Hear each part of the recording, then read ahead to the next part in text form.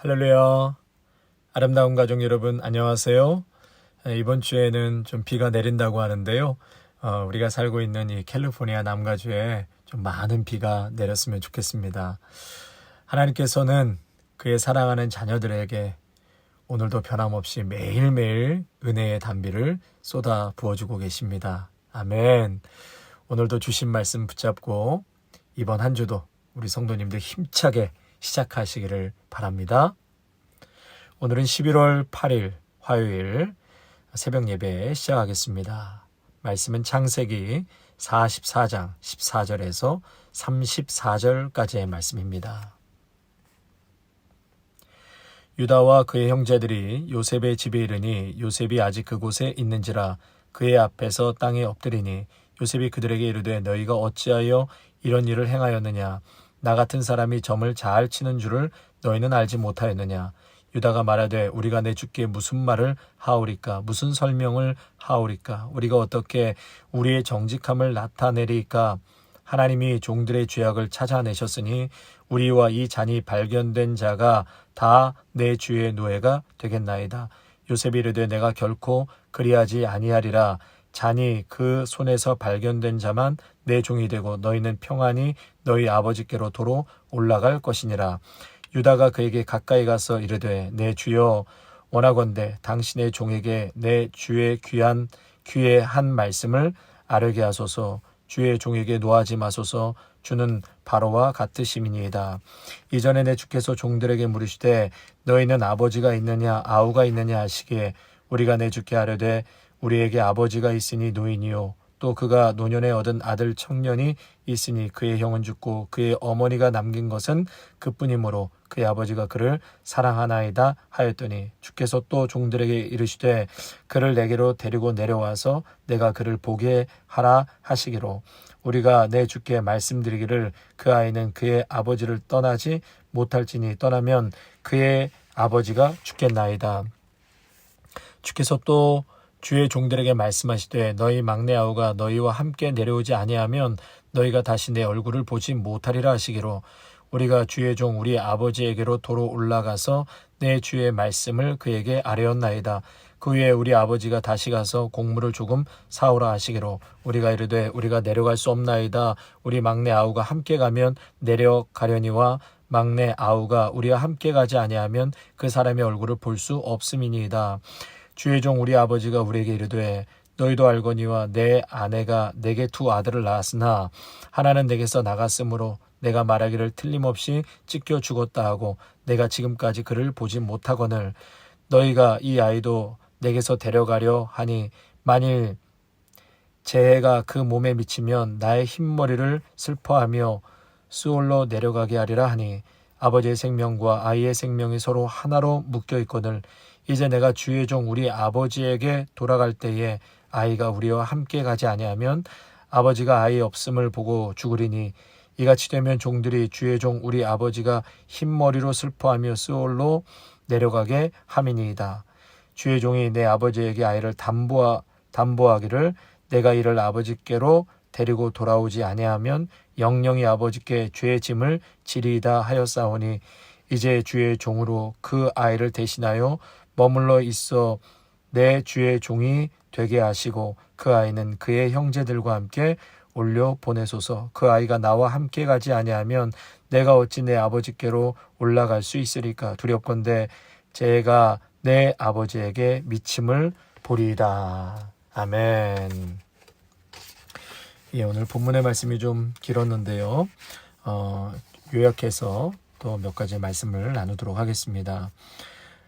지난주 토요일부터 월요일 말씀이 창세기 43장 15절에서 44장 13절까지였는데요. 이 내용도 간략하게 좀 요약해서 말씀을 나누도록 하겠습니다.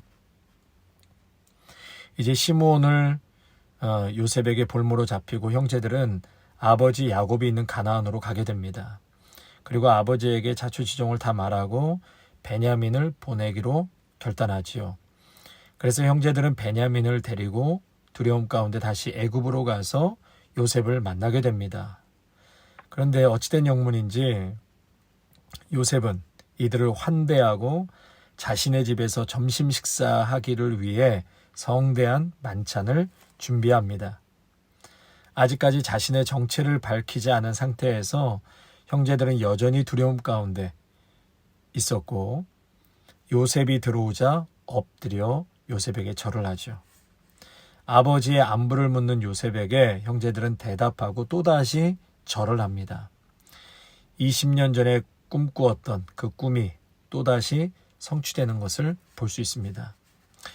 요셉은 이 순간 자기가 꾼 꿈을 생각했을 것이고, 그리고 이 모든 일이 우연히 일어나는 것이 아니라 하나님의 철저한 계획에 따라 진행되고 있음을 깨달았을 것입니다.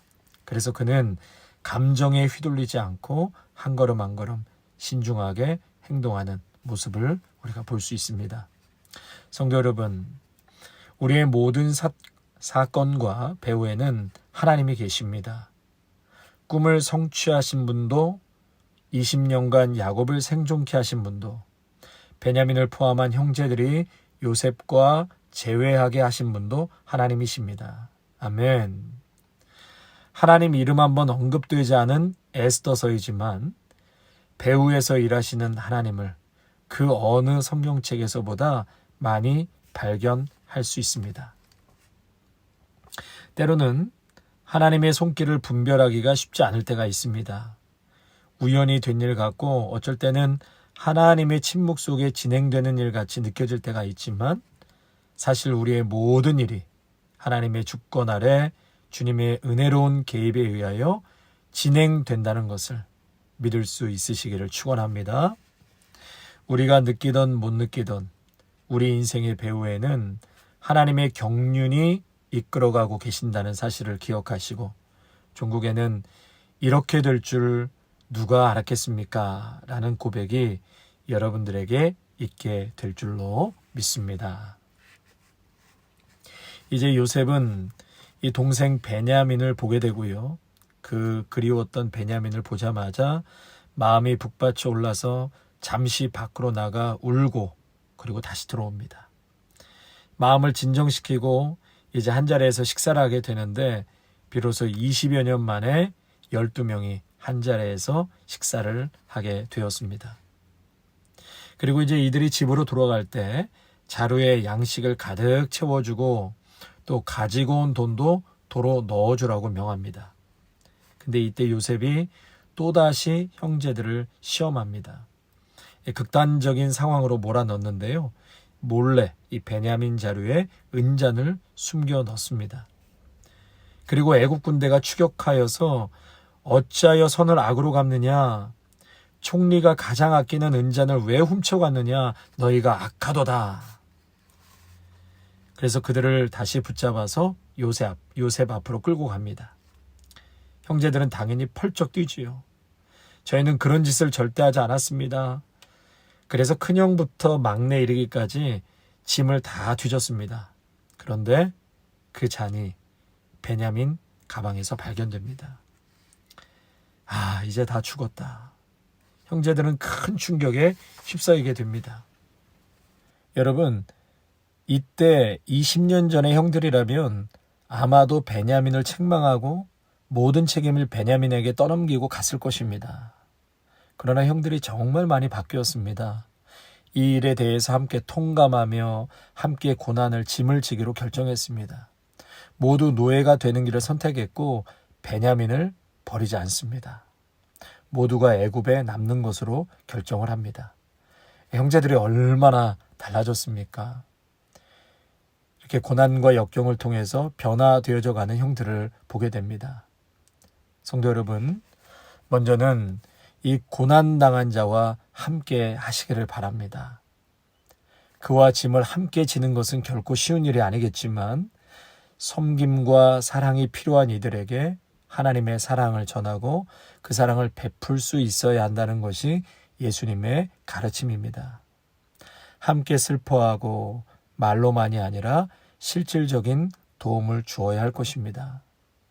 또한 우리도 이러한 시험과 고난을 통과할 때 하나님의 자녀로 우리의 신앙의 성숙과 또 인격의 변화와 진보가 있으시기를 바랍니다. 운명의 장난도 아니고 또다시 형들이 붙잡혀서 요셉 앞에 엎드립니다. 이때 유다가 총대를 메고 요셉에게 말을 하지요. 지난번에는 아버지한테도 이렇게 유다가 총대를 메고 말하지 않았습니까? 벼랑 끝에서도 담대하게 말합니다. 이 유다의 발언을 두고 폰 라드는 고도의 수사학적 문화의 가장 아름다운 연설 중에 하나이다. 작품 예술이라고 평가했습니다. 저도 이 유다의 고백을 읽어가면서 온몸에 전율을 느꼈습니다. 너무나 감동적인 내용인데요. 우리 성도님들도 이 말씀 끝나고 나면 한번 16절에서 34절 다시 한번 천천히 읽어보시면 좋겠습니다. 제가 간단하게 요약해서 말씀을 드리자면, 내 주의 종 앞에서 무슨 변명을 하겠습니까? 저희 결백을 증명할 수 있겠습니까? 하나님께서 주의 종들의 죄악을 밝히셨습니다. 잔이 드러나듯이 우리도 다 드러났습니다. 이제 우리 모두는 당신의 노예입니다. 그러면서 베냐민을 못 데리고 가면 아버지는 죽을 것입니다. 아버지가 사랑하는 어머니에게 두 아들을 보셨는데 하나는 갈기갈기 찢겨 죽었을 것이고 나머지 하나가 막내 베냐민입니다. 내 아버지가 너무나도 사랑하고 아끼는 아들입니다. 아버지의 생명과 아이의 생명이 서로 하나로 묶여 있습니다. 성경에서는 이렇게 표현했죠. 아버지의 생명과 아이의 생명이 하나로 묶여 있다. 이마저 잃고 못 데리고 가면 아버지는 슬픔 가운데 죽게 만드는 것입니다. 제발 이 아이 대신 제가 남고 아이는 풀어주소서. 이렇게 간곡하게 유다는 간청을 하죠. 결국 이 제안으로 모든 사람을 살리는 계기가 됩니다. 우리 성도님들, 지난 창세기 38장 유다의 삶에 대해서 집중적으로 이렇게 말씀을 나눴는데요. 그때 제가 이런 말씀을 드렸습니다. 유다가 22년을 방황하고 마침내 하나님께 회개하고 돌아옵니다. 그리고 이 가정의 구원자 역할을 하게 됩니다. 그런데 보세요. 오늘 본문에 이 성취되는 것을 드디어 볼 수 있지 않습니까? 한때 유다는 아내도 잃고 자식들도 죽고 창기를 찾는 방황과 방탕의 삶을 살아갑니다. 그러나 이러한 유다를 포기하지 않으시고 끝까지 쫓아가셔서 회개케 하시고 다시금 아버지 품, 가족의 품으로 돌아오게 하시는 하나님, 끝까지 추적하시는 하나님을 보았습니다. 이제는 이 유다가 형제와 가족을 위해 헌신하며 하나님의 언약을 이루는 자로 세워지지 않습니까? 할렐루야. 본인도 상처와 아픔이 많았는데 오히려 상처투성이인 가족의 회복을 지금 이끌고 있지 않습니까? 여러분 모두가 이런 유다와 같은 자가 되셔서 여러분의 가정이 회복되고 상처가 치유되며 가정이 하나님의 은혜로 넘쳐나시기를 축원합니다. 22년을 방황했던 유다가 세상에 이렇게 바뀌어서 놀라운 이스라엘 역사에 한 획을 긋는 역할을 할 줄 누가 알았겠습니까? 우리는 포기해도 하나님은 절대로 포기하지 않으십니다. 아멘.